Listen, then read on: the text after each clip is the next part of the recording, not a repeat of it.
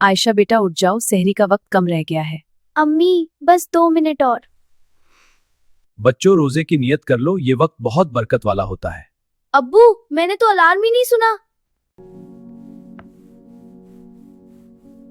बेटा खाना शुरू करो, सहरी का समय खत्म होने में थोड़ी देर बाकी है। जी अम्मी।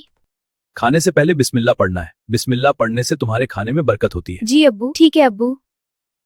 बेटा रोजा रखने की नियत कर लो। वबिसौमि गदिन नवैतु मिन शहरी रमजान। अम्मी मैं आपके साथ बर्तन साफ करने में आपकी मदद करवा दूं? मेरी प्यारी बेटी, अच्छा शुक्रिया। या अल्लाह तेरा शुक्र है, तूने इस साल भी हमें रोजा रखने की तौफीक अता फरमाई।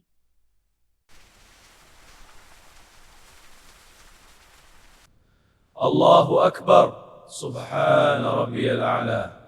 अगर आप लोगों को पहली सहरी की ये वीडियो पसंद आई हो तो हमारे चैनल स्टोरीज बाय ज़ीन को जरूर सब्सक्राइब करें और कमेंट करके बताएं कि अगली कहानी आपको किस मौजू पर चाहिए।